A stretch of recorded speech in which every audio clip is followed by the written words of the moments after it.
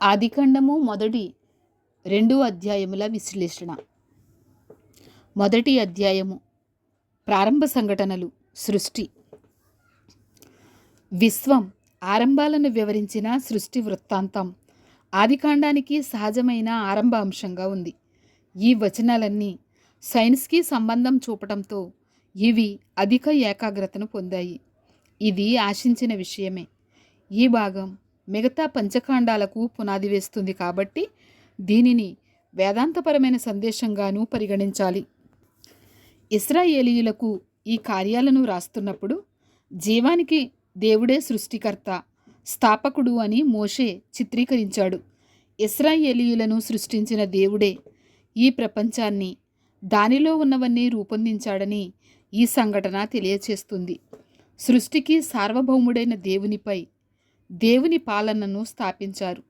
దేవుడు ఎవరు అనే దానిపైనే ఆ దేశం, దాని చట్టాలు, సంప్రదాయాలు, నమ్మకాలు ఆధారపడ్డాయి. ఎలాంటి దేవుడు తమని ఒక జనంగా ఏర్పరుస్తున్నాడో ఇశ్రాయేలీయులు తెలుసుకుంటారు. దీనిలో సూత్రాలు చాలా గొప్పవి. మొదటిది, ఉనికి కలిగినవన్నీ దేవుని ఆధీనంలో ఉంటాయి. సృష్టికర్తకు లోబడాలి. ప్రకృతి శక్తులు, శత్రువులు, అన్యదేవతలుగా మారిన వస్తువులు, జీవరాశులు ఏదీ కూడా జీవము గల దేవుని సేవకులకు ముప్పు కాకూడదు. రెండవది, ఈ వృత్తాంతం ధర్మశాస్త్రానికి ఆధారాన్ని బయలుపరుస్తుంది. దేవుడు అన్నిటికంటే ముందే ఉనికి కలిగి అన్నిటినీ సృష్టిస్తే ఆయన స్థానంలో వేరే దేవుళ్లను కొలవటం ఎంత బుద్ధిహీనత! ఏ దేవుళ్ళు లేరు.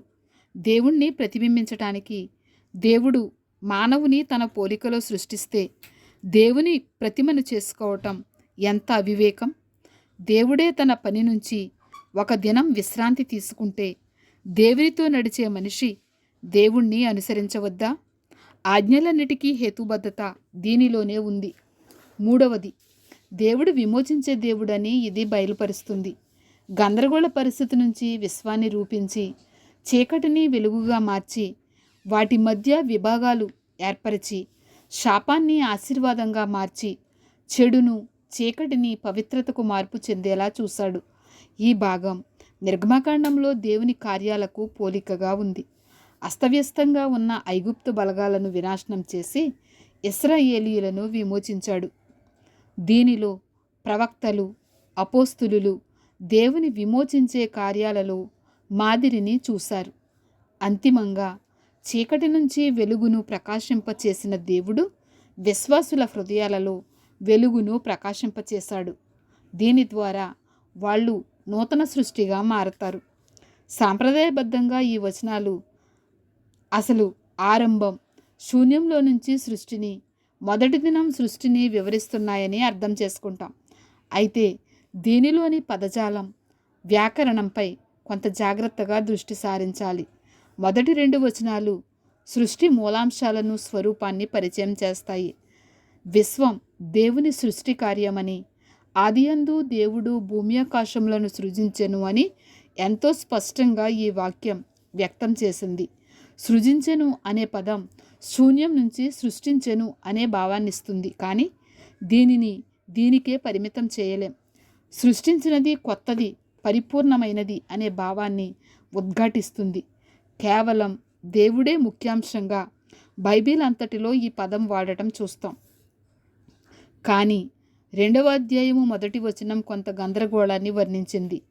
అక్కడ వ్యర్థం, శూన్యత ఉంది. చీకటి, అగాధము జలములపైన కమ్మియుండెను. 2వ వచనంలోని ఉపవాక్యం 3వ వచనాన్ని అన్ని వివరాలకు సిద్ధం చేసి దేవుడు పునరుద్ధరించినప్పుడు ప్రపంచం యొక్క స్థితిని వివరించింది. అది నిరుపయోగంగా, శూన్యంగా, చీకటితో నిండి ఉంది. దేవుని సృష్టి కార్యం నుంచి అటువంటి స్థితి ఏర్పడదు. అటువంటివి బైబిల్లో పాపానికి లక్షణాలుగా, తీర్పును సమన్వయపరిచేదిగా కనబడుతుంది. అంతేకాదు, దేవుని సృష్టి ఆయన ఆదేశాలకు అనుగుణంగా 3వ వచనంలో ఆరంభమైంది. వెలుగుతో మొదలై చీకటిని పారద్రోలుతుంది. నిరాకారము, శూన్యత అనే పదాలు మొదటి అధ్యాయానికి సంక్షిప్త విభజనను కల్పించి రూపం లేని శూన్యంగా ఉన్న భూమికి రూపాన్ని, పరిపూర్ణతను ఇచ్చాయి. అయితే కొందరు మొదటి 2 వచనాలలో కొంత అంతరం ఉన్నట్టుగా భావించి సాతాను పతనం, పాపం ఈ లోకంలోనికి ప్రవేశించటం వలన ఈ గందరగోళం ఏర్పడినట్టు ఆలోచిస్తున్నారు. మొదటి వచనం సాపేక్ష ఆరంభంగా కనపడుతుందే తప్ప సంపూర్ణమైన ఆరంభంగా కాదు. మొదటి అధ్యాయం ప్రస్తుతం మానవునికి తెలిసిన విశ్వం యొక్క సృష్టిని వివరించింది. దానికి మొదటి 2 వచనాలు పరిచయాన్నిచ్చాయి. దేవుని మూల సృష్టిలో సాతాను పతనం, పాపం ప్రవేశం దీని తరువాత సంభవించాయి. ఉనికిలో గల అన్నిటినీ దేవుడు ఆత్మ సహాయం, సార్వభౌమత్వంతో సృష్టించాడు. చీకటితో నిండిన అస్తవ్యస్త పరిస్థితిలో దేవుని ఆత్మ ప్రభావవంతమైన సృజనాత్మక దేవుని వాక్కును సిద్ధం చేసింది. ప్రతిదినం సృష్టి నమూనా ఇలా నియమించబడింది. సృజనాత్మక వాక్యం, దాని ఫలితాల నివేదిక, మంచి అని చెప్పిన దేవుని విశ్లేషణ, సార్వభౌమ అధికారంతో కొన్నిసార్లు పేరు పెట్టుట, ప్రతిదినం లెక్క పెట్టుట. దినమనే పదానికి అనేక వివరణలు ఉన్నాయి. భూమిపై మానవుని ఉనికికి ముందు సృష్టి దినాలను పొడిగించిన భౌగోళిక యుగాలుగా లెక్కించారు. దినాలన్నీ 24 గంటల వ్యవధి కలిగి ఉన్నాయి. దేవుడు వాటిలో తన సృష్టి కార్యాలను బయలుపరిచాడు. ఇవి దైవ కార్యంతో కూడిన ఖచ్చితమైన 24 గంటలు. పాత నిబంధనలో సృష్టించుట అనే పదం వరుసవారి విశ్లేషణం. ఎక్కడ ప్రస్తావించిన 24 గంటల దినాలు అనే భావానికి ఈ 3వ అభిప్రాయం అనుకూలంగా ఉంది. 4వ ఆజ్ఞ సాధారణ భావం సహితం ఈ వివరణను బలపరుస్తుంది. దేవుని సృజనాత్మక మొదటి పదం వెలుగును సృష్టించింది. రమ్యమైన ఘనమైన ఆదేశంతో జరిగే సృష్టి అన్యులు చెప్పే వింత సృష్టి కథలకు భిన్నంగా ఉంది. దీనిలో దేవుని మాట తన శక్తిని వాస్తవికంగా ప్రదర్శించింది. ఇదే మాట ఇశ్రాయేలీయులు దేవునిని నమ్మి విధేయత చూపటానికి పురికొల్పింది. వెలుగు భౌతికమైనది, సహజమైనది. ఇది చీకటిని తరిమివేసింది కాబట్టి దీని సృష్టి తక్షణమే పొందిన విజయం. బైబిల్లో చీకటి వెలుగులు మంచి చెడులకు సాదృశ్యం. ఇక్కడ ఆరంభమైన దేవుని పని రాబోయే యుగంలో చీకటికి స్థానం లేని ఉన్నత స్థానాన్ని చేరుతుంది. ఇశ్రాయేలీయులు దేవుడు వెలుగు అని, సత్యం మార్గం ఆయనే అని నమ్ముతారు. ఐగుప్తు చీకటిలో వాళ్ళు వెలుగు చూశారు. విడుదలలో ఆయన వెలుగును వారు అనుసరించారు. 2వ దినాన్న దేవుడు వాతావరణ నీళ్లను, నేలపై నీళ్లను, విశాలమును ఆకాశము నుంచి వేరు చేసెను. దీనిని బట్టి ముందు భూమిని దట్టమైన తేమ కప్పి ఉందని అర్థమవుతుంది. దేవుని పనిలో విభజించటం, విలక్షణత ఉంటాయి. 3వ దినం ఎండిన నేలపై వృక్ష సంపద రూపొందాయి. నిజమైన దేవుని సక్రమమైన విశ్వంలో వృక్ష సంపద ఒక భాగం. దీనిని వివరించడానికి అనుమానాస్పదమైన కాలానుగుణమైన పురాణ కథలేవీ లేవు. దేవుడు ఒక్కసారే అందరి కోసం మొదలుపెట్టాడు, అంతే. అంతేకాక అన్యులు సముద్రం లోతుల్లో దేవతల శక్తులను పరిగణనలోనికి తీసుకుంటే ఈ సందేశం దేవుడు సముద్రం సరిహద్దులను నియంత్రిస్తాడని చెబుతోంది. 4వ దినం పగటిని ఏలటానికి సూర్యుణ్ణి, రాత్రిని ఏలటానికి చంద్రుణ్ణి, నక్షత్రాలను చేశాడు. ఇవి ఒక నిర్దిష్టమైన వయసుతో సృష్టింపబడి ఉంటే లేక ముందైనా సృష్టించి ఉంటే దేవుడు వెలుగు చీకటిని, పైన క్రింది నీళ్లను వేరు చేసిన మొదటి 2వ దినాలలో ప్రత్యక్షంగా కనబడి ఉండాలి. ఈ సూర్యచంద్ర నక్షత్రాలు కాలాలు, దినాలు, సంవత్సరాలకు సూచనలుగా ఉంటాయి. సూర్యుని ఉనికి లేకపోయినా, గ్రహాలు కక్షల్లో తిరగకపోయినా 5వ వచనంలో వాడిన రాత్రి పగలు పదాలకు అర్థం లేదు. జ్యోతిష్య శాస్త్రంలో అవిశ్వాసులు నక్షత్రాలను, గ్రహాలను నడిపింపు కోసం వాడితే అవి దేవుని చేతి పని అని బైబిల్ తెలియచేస్తుంది. బబులోన్లో జ్యోతిష్య పటాలను, ఐగుప్తులో సూర్యదేవతను పూజించటం ఎంత వివేకం! దీనికి బదులు సూర్య చంద్రాది నక్షత్రములను చేసిన వానిని నమ్మాలి. అనేకులు సృష్టిని పూజించి సృష్టికర్తను తిరస్కరిస్తారు అని రోమాపత్రిక 1వ అధ్యాయం 25వ వచనంలో వ్రాయబడి ఉంది. సముద్రంలోని మహా జలచరాలను, ఆకాశ పక్షులను 5వ దినాన్న సృష్టించాడు. ఈ సృష్టించను అనే పదాన్ని 2వసారి ఇక్కడ వాడటం జరిగింది. పూర్వకాలంలో సముద్రంలోని మహా జలచరాలను రాక్షసులుగా, డ్రాగన్లుగా పూజించేవారు. అవి కేవలం దేవుడు సృష్టించిన జీవరాశులు. అంతేకాదు, సంతానం అనేది నిజమైన దేవుని నుంచి వచ్చే ఆశీర్వాదం. 6వ దినం సృష్టిలో మానవుని చేసిన ఉన్నత అంతిమ ఘట్టం. ఈ వృత్తాంతంలో మానవుని అంతిమంగా ప్రస్తావించిన తను పరిణామం చెందలేదు, సృష్టింపబడ్డాడు. మానవ జీవితం దేవుని స్వరూపంలో సృష్టించబడింది. ఈ స్వరూపం కేవలం మనిషికి ఆపాదించడం జరిగింది. దేవునికి మానవ స్వరూపం లేదు కాబట్టి స్వరూపం అనే పదం అలంకార రూపకంగా వాడటం జరిగింది. దేవుని స్వరూపం కలిగి ఉండడంలో మనిషి దేవుని స్వభావాన్ని అసంపూర్ణంగా పరిమితంగా పంచుకుంటాడు. ఆయన భావ వ్యక్తీకరణ చేయగల లక్షణాలు జీవితం, వ్యక్తిత్వం, సత్యం, జ్ఞానం, ప్రేమ, పరిశుద్ధత, న్యాయం మొదలైనవి పంచుకొనుట ద్వారా ఆధ్యాత్మిక సహవాసం కలిగి ఉంటాడు. మానవుడు పనిచేయాలనే ఉద్దేశంతో దేవుడు తన స్వరూపాన్ని మానవునికిచ్చాడు. మనిషి ఏలాలని, లోబరుచుకోవాలని తన స్వరూపం ఇచ్చాడు. దేవుని అధికారాన్ని ఒక ప్రతినిధిగా చూపాలి. ఐగుప్తు రాజులు విగ్రహారాధనలో అదే పని చేశారు. తమ అధికారాన్ని తమ స్తూపాల ద్వారా ప్రాతినిధ్యం వహించేవారు. పాపం కారణంగా అన్నీ మనిషి ఆధినివేశంలో లేవు. అయితే యేసుక్రీస్తు భూమి అంతటిపై తన 2వ రాకడలో ఆధిపత్యాన్ని స్థాపిస్తాడు. దేవుడు తన ఆశీర్వాదాలను స్త్రీ పురుషులపై ప్రకటించాడు. వాళ్ళు ఫలించి అభివృద్ధి పొందాలి. ఆదికాండంలో ఆశీర్వాదం అంటే సంపన్నంగా సంతతి కలిగి ఉండటం. ఈ భూమిపై ప్రతినిధులుగా ఉండే ఇశ్రాయేలుకు ఇది ఒక దేవుని అద్భుతమైన ఆదేశం. తను వాగ్దాన దేశంలోనికి అడుగుపెట్టి దేవుని అనంతమైన ఆశీర్వాదాల కోసం కనిపెడుతోంది. ఇశ్రాయేలు జనాంగం 7వ దినం, అది విశ్రాంతి దినం, సబ్బాతు.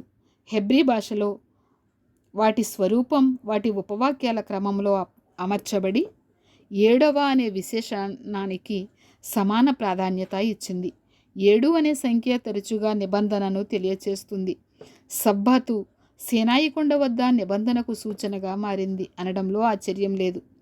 7వ దినాన్ని దేవుడు ఆశీర్వదించి పరిశుద్ధంగా చేశాడు. ఎందుకంటే దేవుని సృష్టి కార్యం దీనిని ఆచరించడం ద్వారా ముగింపుకొచ్చింది. దేవుని సబ్బాతు, విశ్రాంతి లేఖన భాగాలన్నిటిలో ప్రధానమైన మూలాంశంగా మారింది. పతనానికి ముందు ఇది సృష్టిని పరిపూర్ణమైన పరిశుద్ధపరచబడిన దానిగా విశ్రాంతిలో ఉన్నట్టుగా చూపింది. పతనం తరువాత విశ్రాంతి చేరుకోవలసిన లక్ష్యంగా మారింది. వాగ్దాన దేశంలో మోషే లేక యెహోషువ దేవుని అధికారంలో విశ్రాంతిని స్థాపించడానికి విశ్వాసం, విధేయత అవసరమైంది. ప్రస్తుతంలో విశ్వాసి ఆధ్యాత్మికంగా ప్రవేశించి తప్పక దాని పరిపూర్ణ పునరుద్ధరణను పంచుకుంటాడు. మోషే కాలంలో సృష్టి వృత్తాంతాన్ని ఇశ్రాయేలు కొత్త దేశం దృక్కోణంలో చూస్తే వేదాంతపరమైన గొప్ప ప్రాముఖ్యతను చూడగలం. గందరగోళం, చీకటి నిండిన అన్య ప్రపంచం నుంచి దేవుడు తన ప్రజలను విడిపించి సత్యాన్ని నేర్పి ఆకాశం, భూమి పైన అంతటిలో విజయాన్ని హామీగా ఇచ్చి తన ప్రతినిధులుగా ఉండాలనే ఆజ్ఞను ఇచ్చి తన రాజ్యంలో విశ్రాంతిని వాగ్దానం చేశాడు. అన్ని యుగాలలోని విశ్వాసులను ఇది ప్రోత్సహిస్తుంది. తరువాత స్త్రీ పురుషుల సృష్టి. ఆదామును సృష్టించినప్పుడు వ్యత్యాసం ఎంతో అద్భుతంగా ఉంది. ఎటువంటి జీవం, ఎదుగుదల, వర్షం, భూమిని దున్నడానికి ఎవరూ లేని సమయంలో దేవుడు శ్రద్ధగా మనిషిని సృష్టించాడు. అప్పుడు అనే హెబ్రీ పదంతో 3 వివరాలు గల ఉపవాక్యాలున్నాయి. అది వరకు పొలమందలి ఏ పొదయు భూమి మీద ఉండలేదు, పొలమందలి ఏ చెట్టునూ మొలవలేదు. ఏలయనగా దేవుడైన యెహోవా భూమి మీద వాన కురిపించలేదు, నేలను సేద్యపరచుటకు నరుడు లేడు. అయితే ఆవిరి భూమి నుండి లేచి నేల అంతటిని తడిపెను. ఇది 1వ అధ్యాయాన్ని ప్రతిబింబింపచేస్తుంది. మానవ జీవితం సృష్టించడంలో నేల, మంటి, జీవవాయువు రెండింటి పాత్ర ఉంది. నిర్మించి అనే పదం కళాకారుని పనిని వర్ణిస్తుంది. ఒక కుమ్మరి మట్టి నుంచి మట్టి పాత్రను ఎలా మలుస్తాడో అలానే దేవుడు మనిషిని మట్టి నుంచి చేశాడు. మనిషి దేవుని ప్రణాళికతో నేల నుంచి సహితం సృష్టింపబడ్డాడు. దేవునిలా అయిపోవాలని తదుపరి ఆలోచనలు ఉన్నప్పటికీ తను నేలకు చెందినవాడే. మానవుడు అనే హెబ్రీ పదం యాడమ్, నేలకు సంబంధించిన పదం. దేవుని ఊపిరి అయిన జీవవాయువు మానవుని జీవించే వ్యక్తిగా మార్చింది. అదే జీవాత్మ. ఇది మనిషిని ఆధ్యాత్మిక వ్యక్తిగా చేసి దేవునిని సేవించే, ఆయనతో సహవాసంలో ఆనందించే సామర్థ్యం ఇచ్చింది. ఎంతటి ఉత్తమమైన సృష్టిని మనం దృష్టిలో పెట్టుకుని పతనం ప్రాముఖ్యతను అర్థం చేసుకోవాలి. పతనం దగ్గర నుంచి దేవునితో సహవాసం అనుభవించటానికి అవసరమైన క్రొత్త జన్మకు పరిశుద్ధాత్మ నివాసం అవసరమైంది. మానవాళికి సౌకర్యవంతమైన సదుపాయం ఇవ్వటం జరిగింది. మనిషి విధేయతను పరీక్షించడానికి ఈ తోట ఒక వేదిక అయ్యింది. విలాసవంతమైన తోట. ఇవన్నీ ఒక ఆజ్ఞనివ్వడానికి అవకాశంగా మారాయి. మనిషి ఇవన్నీ ఆనందించవచ్చు, కానీ నిషిద్ధమైన చెట్టు పళ్ళు తినకూడదు. దేవుడు చెట్లను వాటి వయసు ప్రకారం సృష్టించి ఉంటాడు. తోటలోని చెట్లు తరువాత పెరిగి ఉండవచ్చు. తోటలోని చెట్లలో ఒకటి జీవాన్నిస్తే మరొకటి జ్ఞానాన్ని ఇస్తుంది. అదే మంచి చెడ్డల తెలివినిచ్చు వృక్షం. ఈ జ్ఞానం అనుభవపూర్వకమైనది. మంచి చెడు అనేవి జీవాన్ని సంరక్షించే, జీవాన్ని నాశనం చేసే వాటి వస్తువులను అలంకారంగా చెప్పినది. మంచి చెడు తెలివిని ఇచ్చే పళ్ళను తింటే పై వాటిని అనుభవిస్తాం. ఆత్మవిశ్వాసంతో కూడిన గర్వంతో వాళ్ళు హద్దులు దాటి జీవితాన్ని మోసం చేసినప్పుడు ఏర్పడిన విపత్తు అత్యంత బలమైనదిగా ఉంటుంది. జీవవృక్ష ఫలం చెట్టు స్పష్టంగా ఆదాము హవ్వల ఆనందకరమైన స్థితిలోని వాళ్ళ జీవితాన్ని భద్రపరిచి ముందుకు కొనసాగింప చేస్తుంది. ఈ చెట్టు తోట మధ్యలో ఉండి స్పష్టంగా ఒకదానికొకటి సమీపంగా ఉన్నాయి. రాబోయే పరీక్షకు ఇవి ఆధారంగా ఉన్నాయి. అప్పటి ప్రపంచం ఘనతను ఈ వచనాలు 2వ అధ్యాయంలోని 11-14 వచనాలు వర్ణించాయి. ఈ వచనాల్లోని ప్రాంతాల పేర్లను బట్టి బహుశా ఈ వనం పర్షియా సముద్రం ప్రాంతంలో ఉండి ఉండాలి. జలప్రళయం తరువాత సహితం ఆ ప్రాంతం భౌగోళిక పరిస్థితులు అలానే ఉంటే 3-4 నదులు హిద్దికెలు, యూఫ్రటీస్ని గుర్తించగలం. 4 నదులలో మొదటిది పీషోను, హవీలాలో, ఉత్తర మధ్య అరేబియా ప్రాంతంలో, తూర్పు పాలస్తీనాలో ఉంది. 2వ నది గీషోను కూషులో, అది బహుశా ఇథియోపియాలో కాక మెసపటోమియా తూర్పు పర్వతాలలో ఉండవచ్చు. జాగ్రత్తగా ఎంపిక చేసిన పదాలను బట్టి ఏదైనా తోటను సేద్యపరచుటకు, దాని కాచుటకు దానిలో ఉంచెను. తను ఏ పని చేసినా దేవుని కోసం చేశాడు. మొట్టమొదటిసారి పాత నిబంధనలో వాడిన క్రియాపదం ఆజ్ఞను 16వ వచనంలో చూస్తాం. జీవం మరణం విషయంలో, మంచి చెడుల విషయంలో దేవుడు మొదటిసారి ఆజ్ఞనిచ్చాడు. తదుపరి ఇచ్చిన ఆజ్ఞలన్నిటిలో కొన్ని అనుకూలమైన ఆశీర్వాదాలు, కొన్ని ప్రతికూలమైన నిషేధాజ్ఞలు ఉన్నాయి. నిషేధించబడిన చెట్టు తప్ప ఈ భూమిపైన వస్తువులు, ఆనందాలను అన్ని మానవుని అందుబాటులో ఉన్నాయి. 16-17 వచనాలలో వ్రాసిన ఆజ్ఞలో వాడిన హెబ్రీ పదజాలం కొంత కఠినమైనది. మనిషి తోటలో అన్ని రకాల పళ్ళు తినొచ్చు, కానీ నిషేధించిన పండు తింటే తప్పక చనిపోతాడు. మోషే నాయకత్వంలోని దేవుని ప్రజలకు ఈ ప్రాథమిక పాఠంతో సంబంధం ఉంది. దేవుడు మానవాళిని ప్రత్యేక నమూనాతో రూపించి నైతిక బాధ్యత కలిగి ఉండే సామర్థ్యాన్ని ఇచ్చాడు. విధేయత చూపే పరిచారకులుగా వారిని తోటలో ఉంచి, వాళ్ళు ఆజ్ఞకు చూపే విధేయతపై వారి జీవం మరణం ఆధారపడి ఉన్నాయని హెచ్చరించాడు. దేవుని ఆజ్ఞలకు విధేయతను మనం చూపినట్లయితే దానికి ఫలితంగా జీవాన్ని, ఆశీర్వాదాన్ని మనం పొందగలం. ఈ భాగంలో మొదటి స్త్రీ సృష్టి వివాహ వ్యవస్థను ప్రవేశపెట్టడం చూడగలం. ఇది ఎక్కువ శాతం ఇశ్రాయేలీయుల ముఖ్య ఆధారం గురించి ప్రస్తావించింది. దేవుడు భార్యాభర్తలిరువురు ఆధ్యాత్మిక క్రియాపరమైన ఆచరణలో ఏకత్వం కలిగి చిత్తశుద్ధితో నడుస్తూ దేవుని సేవించి కలిసి ఆయన ఆజ్ఞలు పాటించాలని ఆశించాడు. ఈ సామరస్యతతో చేసిన పని దేవుని అధికారంలో సమాజం వర్ధిల్లుతుంది. ఆదాము ఒంటరిగా ఉండటం మంచిది కాదు. సృష్టిలో తక్కిన విషయాలన్నీ మంచిగానే ఉన్నాయి. దేవుని ప్రతినిధిగా ఆదాము పనిచేయటం మొదలుపెట్టినప్పుడు, అంటే జంతువులకు పేర్లు పెట్టడం, వాటిని పాలించటం ఆరంభించినప్పుడు తన ఒంటరితనం తనకి అర్థమైంది. అప్పుడు దేవుడు నిద్ర కలుగజేసి హవ్వను అతని యొక్క మాంసం ఎముకల నుంచే తయారు చేశాడు. పురుషునికి దేవుడు సాటి అయిన సహాయం చెయ్యాలని ఆలోచించాడు. సహాయకారి అనేది కించపరిచే పదం కాదు. ఈ లేఖనాల్లో చూస్తే సర్వశక్తుడైన దేవునిని వర్ణించినప్పుడు వాడిన పదం. ఆదికాండం 2వ అధ్యాయం 7వ వచనంలో దాదాపు ఆదాము గురించి ఏం రాశారో అదే హవ్వ గురించి సాటి అయిన సహాయమని వర్ణించిన వాస్తవమే. ఇద్దరిది ఒకే స్వభావం. అతనిలో కొదువైనది ఒంటరితనం. అతనికి మంచిది కాదు. ఆ ఒంటరితనాన్ని ఆమె భర్తీ చేసింది. ఆమెలో కొదువైనది అతను భర్తీ చేశాడు. శరీరంలో అంతిమంగా ఏకమవ్వటం స్త్రీ పురుషులిద్దరిలో పరిపూర్ణ ఏకత్వాన్ని తెచ్చింది. ఆదాము హవ్వలకు ఆధ్యాత్మిక ఏకత్వం, పాపం లేని సమగ్రతతో కూడిన జీవితం ఉండడం వలన భర్త నాయకత్వం గురించి ఉపదేశం ఇవ్వవలసిన అవసరం లేదు. పౌలు తరువాత సృష్టి క్రమాన్ని గురించి చర్చించాడు. మొదటి కొరింథీయులకు వ్రాసిన పత్రికలో, తిమోతీయులకు రాసిన మొదటి పత్రికలో. కాబట్టి